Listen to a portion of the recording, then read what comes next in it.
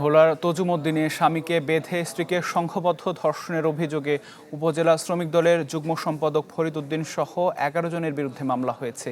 এই ঘটনায় একজনকে গ্রেপ্তার করেছে পুলিশ। মামলায় বলা হয়, ভুক্তভোগীর স্বামীর দ্বিতীয় স্ত্রীর সাথে পারিবারিক বিরোধ চলছে। এ নিয়ে কথা বলার জন্য শনিবার রাতে তজুমউদ্দিন বাজারে যান তিনি। সেখানে ফরিদ উদ্দিন সহ তার সহযোগীরা তাকে মারধর করে ৪ লাখ টাকা চাঁদা দাবি করে। পরে ১০,০০০ টাকা নিয়ে স্বামীকে উদ্ধার করতে যান ভুক্তভোগী। এ সময় স্বামীকে আটকে রেখে তাকে ধর্ষণ করে ফরিদ ও তার সহযোগী আলাউদ্দিন। এ ঘটনায় দুবার আত্মহত্যার চেষ্টা চালান ভুক্তভোগী। পরে 999-এ ফোন দিলে পুলিশ এসে তাকে উদ্ধার করে। পাঠানো হয় ভোলার সদর হাসপাতালে।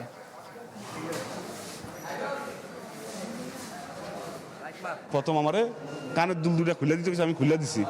খুলে দেওয়ার পরেই ফট করে আমার আয়া একজন মুখ চেপে ধরছে, আরেকজন আমার হাত চেপে ধরছে। যারা এই খারাপ কাজটা করছে ওরাই আবার আমার ফোন দিছে একজন।